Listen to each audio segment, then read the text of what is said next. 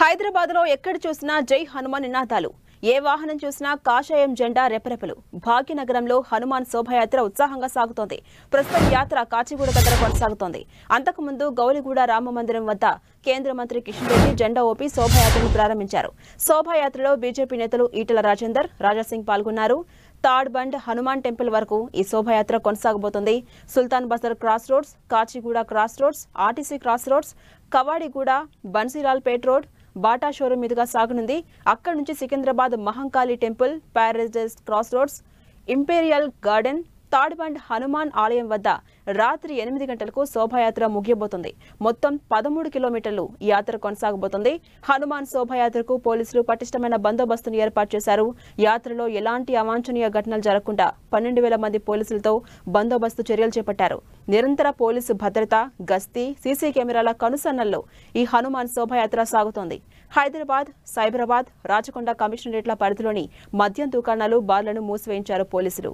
ఇక హనుమాన్ శోభాయాత్ర సందర్భంగా ట్రాఫిక్ డైవర్షన్ పై రూట్ మ్యాప్ ను హైదరాబాద్ సిపి శ్రీనివాసరెడ్డి రిలీజ్ చేశారు. శోభాయాత్ర జరిగే 44 జంక్షన్స్ లో ట్రాఫిక్ డైవర్షన్ పాయింట్స్ ఏర్పాటు చేశారు.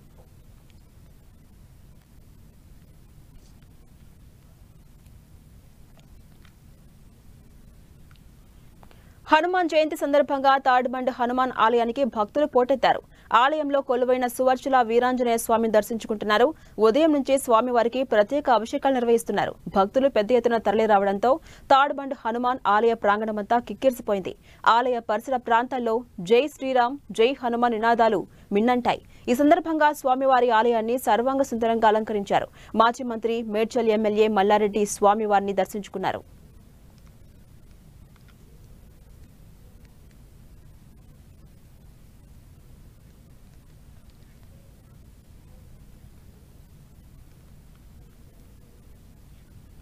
ఇక హనుమాన్ శోభాయాత్రకు సంబంధించి మరిన్ని డీటెయిల్స్ మా ప్రతినిధి కిరణ్ అందిస్తారు. కిరణ్,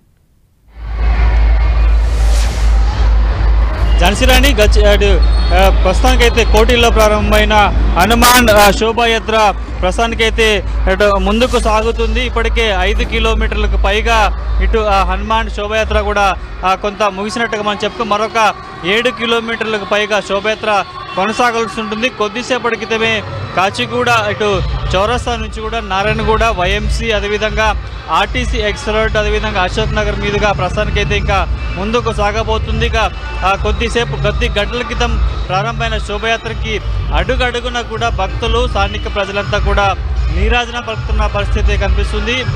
గత ఏడాదితో పోల్చుకుంటూ కొంత శోభయాత్రకు సంబంధించి కూడా ప్రత్యేక ఏర్పాటు చేశారు పోలీసులు.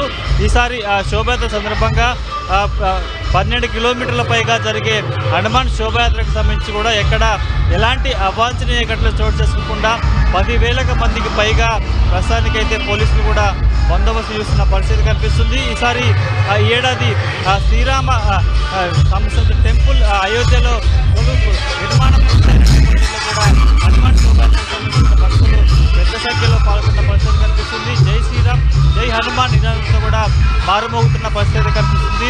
మనం విజువల్స్ చూసుకోవచ్చు. అయోధ్య బలరాముడి అవతారంలో కూడా ఈసారి ప్రత్యేక విగ్రహాలను ఏర్పాటు చేసి హనుమాన్ శోభయాత్రలో కొంత ప్రత్యేక ఆకర్షణగా నిలిచిన పరిస్థితి కనిపిస్తుంది. విజువల్స్లో చూసుకోవచ్చు. ఇప్పుడే కాచిగూడ చౌరస్తా నుంచి నారాయణగూడ, వైఎంసీ మీదుగా ముందుకు కదులుతుంది హనుమాన్ శోభయాత్ర. గత ఏడాదితో పోల్చుకుంటే కొంత ఈసారి క్రౌడ్ తగ్గినట్టుగా మనం చెప్పుకోవాల్సి ఉంటుంది. కానీ ఇటు ఆర్టీసీ క్రాస్ రోడ్ దాటిన తర్వాత మరొకసారి కొంత భక్తుల తాకిడి పెరిగే అవకాశం అయితే కనిపిస్తుంది. ఇక 11:30 నుంచి 1 గంట వరకు కూడా కోటి ఆంధ్ర బ్యాంకు చౌరస్తాకు చేరుకుంది. సుమారుగా అరగంట పాటు ఇటు కోటి చౌరస్తాలో కూడా వివిధ సంబంధించిన వారు ప్రసంగాలు సాగాయి. ఆ తర్వాత కూడా మెల్లగా శోభయాత్ర కొనసాగుతున్న పరిస్థితి కనిపిస్తుంది. ప్రస్తుతం చూసుకోవచ్చు అటు వైఎంసీ చౌరస్తాకి శోభయాత్ర కూడా బయలుదేరుతుంది. ఇక కొంత ఎండ తీవ్రత ఎక్కువ నేపథ్యంలో కూడా శోభయాత్రకి కొన్న భక్తుల తాకిడి కొంత తగ్గుతున్నట్టుగా చెప్పుకోవాల్సి ఉంటుంది. ఇక మరొక 2 నుంచి 3 గంటల పాటు కూడా ఇటు ఆర్టీసీ ఎక్స్ రోడ్డుకి చేరుకునే అవకాశం కనిపిస్తుంది. ఇక అప్పటికి కొంత వాతావరణం చల్లబడే అవకాశం ఉంటుంది. కాబట్టి ఆర్టీసీ క్రాస్ రోడ్, అశోక్ నగర్తో పాటు ఇటు బైబిల్ హౌస్తో పాటు ఇటు కొంత ఆ ప్రాంతాలకు సంబంధించి కూడా పూర్తిగా కొంత భక్తుల తాకిడి మరింత పెరిగే అవకాశం కనిపిస్తుంది. ఎక్కడైతే ఇటు కోటి అటు ఉస్మానియా మెడికల్ కాలేజ్ వద్ద కొంత భక్తుల తాకిడి కనిపించింది. ఆ తర్వాత మెల్లగా కదులుతుంటే ఇటు డిహెచ్ ఆఫీస్ దగ్గర నుంచి ముందుకి రామ్కోటి వచ్చేసరికి కూడా కొంత ఇక్కడ ఇటు నార్త్ ఇండియాకి సంబంధించిన ప్రజలకు ఎక్కువగా ఉంటారు కాబట్టి వారంతా కూడా రోడ్ల మీదకి వచ్చి శోభాయాత్రలో పాల్గొంటున్నారు. ఝాన్సీ రాణి, అంటే కిరణ్, పోయిన ఏడాదితో పోలిస్తే ఈ సంవత్సరం క్రౌడ్ కొంత తగ్గిందని మీరే చెప్తున్నారు. రీజన్స్ ఏమై ఉండొచ్చు? నెక్స్ట్ ఏ ప్రాంతానికి శోభాయాత్ర వెళ్ళబోతుంది? ప్రస్తుతం గత ఏడాదితో పోల్చుకుంటే ఈసారి శోభాయాత్ర కొంత భక్తుల సాకిడి జనం కూడా తగ్గినట్టుగా చెప్పాల్సి ఉంటుంది. గత ఏడాది కొంత చూసుకుంటే కూడా అడుగడుగున ఎక్కడైతే శోభాయాత్ర ప్రారంభమవుతుందో ఎండింగ్ పాయింట్ వరకు కూడా కొన్ని వేలాది మంది భక్తులు హనుమాన్ శోభాయాత్రలో పాల్గొనేవారు. కానీ ఈసారి ఎన్నికల సీజన్ కావడంతో కూడా భక్తుల తాకిడి తగ్గినట్టుగా మనం చెప్పుకోవాల్సి ఉంటుంది. వీటితో పాటు కొంత ఉష్ణోగ్రతలు కూడా అధిక నమోదవుతుండడంతో కూడా ప్రస్తుతానికైతే కొంత పలచబడినట్టుగా మనకైతే శోభాయాత్ర తెలుస్తుంది. కేవలం నామమాత్రంగానే మీద మెయిన్ చౌరస్తాలకు వచ్చినప్పుడు మాత్రమే కొంత భక్తులతో పాటు ఆ హనుమాన్ శోభాయాత్రలో పాల్గొనే వారు మాత్రమే కనిపిస్తున్నారు. ఇక చౌరస్తా దాటిన తర్వాత మళ్ళీ సాధారణంగానే శోభాయాత్ర కొనసాగుతుంది కాబట్టి కొంత ఎండ తీవ్రతతో పాటు ఎన్నికల ఏడాది కావడంతో కొంత సాధారణ ప్రజలతో పాటు కూడా కొంత భక్తుల తాకిడి తగ్గినట్టుగా చెప్పాల్సి ఉంటుంది. కానీ సాయంత్రం తర్వాత ఇక అశోక్ నగర్ నుంచి ఇటు పూర్తి స్థాయిలో కూడా సికింద్రాబాద్ 5 కిలోమీటర్లకు మరొక తాడ్బండు సంబంధించిన హనుమాన్ టెంపుల్ ఉంటుంది కాబట్టి ఆ చుట్టుపక్కల ప్రాంతాల్లో కూడా కొంత భక్తుల తాకిడి ఎక్కువగా ఉండే అవకాశం కనిపిస్తుంది. ఈసారి కొంత ముందుగానే శోభాయాత్ర కూడా కడుగుతుందని చెప్పి, ఎందుకంటే పోయినసారితో పోల్చుకుంటే ఈ సమయానికి ఇంకా ఆంధ్ర బ్యాంక్ కోటి చౌరస్తాకే మాత్రమే శోభాయాత్ర పరిమితం. కానీ ఇప్పుడైతే ప్రస్తుతం కాచిగూడ చౌరస్తా దాటుకొని వైఎంసీ చౌరస్తా కూడా చేరుతుంది. మరికొద్ది సేపట్లో మరొక గంట వ్యవధిలో కూడా ఆర్టీసీ రోడ్ చేరుకునే అవకాశం కనిపిస్తుంది. అంటే సుమారుగా 3 నుంచి 4 గంటల ప్రాంతంలోనే కూడా కాచిగూడ, వైఎంసీ చౌరస్తా, నారాయణగూడ ఈ చౌరస్తాలను దాటుకుంటూ కూడా ఆర్టీసీ రోడ్డు వెళ్ళే అవకాశం కనిపిస్తుంది. కాబట్టి చాలా తక్కువ సమయంలో ఈసారి శోభాయాత్రని క్లోజ్ చేయాల పరిస్థితి కనిపిస్తుంది. ఇప్పటికే సమయాన్ని కూడా నిర్దేశించారు. 11 గంటల 30 నిమిషాలకి శోభాయాత్ర ప్రారంభమైంది. ఇక రాత్రి 8 గంటల వరకు మాత్రమే శోభాయాత్రకి సమయం ఉంది కాబట్టి పోలీసులు ఖచ్చితంగా ఎన్నికల కోడ్ అమలు ఉంటుంది. ఎలాంటి కొంత పోలీసులు చెప్పిన నియమాలు పాటించాల్సి ఉంటుంది కాబట్టి అందుకంటే ముందే సుమారుగా 7-6 గంటల ప్రాంతాల్లో కూడా తాడుబండు వద్దకి ఈ శోభాయాత్ర చేరుకునే విధంగా కొంత పోలీసులు కూడా మూవ్మెంట్ చేసిన పరిస్థితి కనిపిస్తుంది. ఇక గత ఏడాదితో పోల్చుకుంటే ఈసారి శోభాయాత్రకి కొంత భక్తుల తాకిడి తగ్గినట్టుగా మనం చెప్పుకోవాల్సి ఉంటుంది. ఝాన్సీ రాణి, అలాగే అటు భద్రతకు సంబంధించి జాగ్రత్తలు ఎలా తీసుకుంటున్నారు? మొత్తం ఎంతమందితో పోలీసులు భద్రత కోసం ఏర్పాటు చేశారు?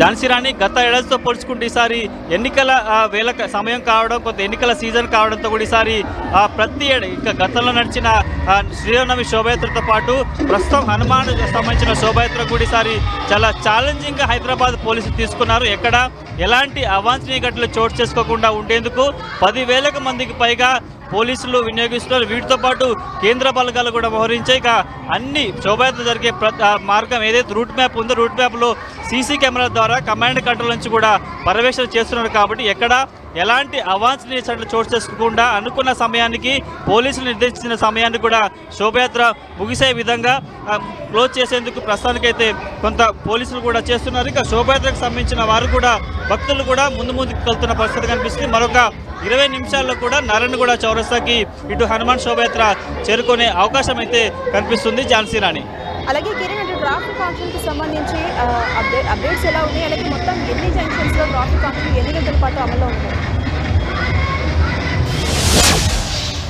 హనుమాన్ శోభయాత్ర సందర్భంగా ఈసారి హైదరాబాద్ పోలీసులు హనుమాన్ శోభయాత్ర జరిగే ఏదైతే రూట్ మ్యాప్ ఉంటుందో రూట్ మ్యాప్కి సంబంధించి కూడా 20 జంక్షన్లకు సంబంధించి కూడా కొంత డైవర్షన్ ఏర్పాటు చేశారు.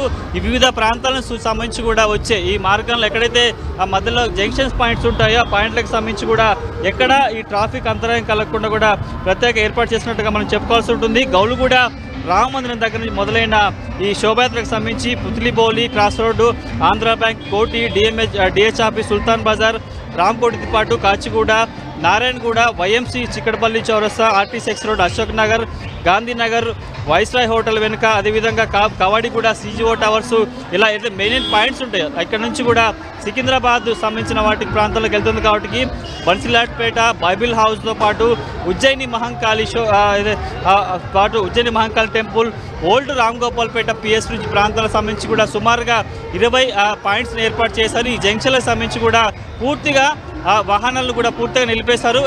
ఆ జంక్షన్లు దాటిపై వచ్చిన తర్వాత కూడా ఆ ప్రాంతాల్లో ట్రాఫిక్ని పురదించిన పరిస్థితి కనిపిస్తుంది. ప్రస్తుతానికైతే ఇటు ఎక్కడైతే స్టార్టింగ్ పాయింట్ ఉందో ప్రస్తుతానికి కాచిగూడ చౌరస్తా కూడా దాటింది కాబట్టి ఈ వెనక ఉన్న సంబంధించిన ఎక్కడైతే ట్రాఫిక్ ఉందో ట్రాఫిక్ క్లియర్ చేసుకుంటూ శోభాయాత్ర కలుపుతున్న ప్రాంతాలకు సంబంధించి కూడా మూవ్మెంట్ చేసుకుంటూ 20 జంక్షన్లకు సంబంధించి ఎక్కడ శోభాయాత్ర మూవ్మెంట్ జరుగుతున్న ప్రాంతాల్లో కూడా అక్కడ ట్రాఫిక్ వదిలేస్తూ శోభాయాత్రకి ఎలాంటి ఇబ్బందులు కలగకుండా అవాంతరాలు చోటు చేసుకోకుండా కూడా ప్రస్తుతానికైతే హైదరాబాద్ సిటీ పోలీసులు కూడా ప్రత్యేకంగా శోభాయాత్రకు సంబంధించి కొంత పోలీస్ బందోబస్తు ఈసారి ప్రత్యేకంగా ఏర్పాటు చేసినట్టుగా మనం చెప్పుకోవాల్సి ఉంటుంది.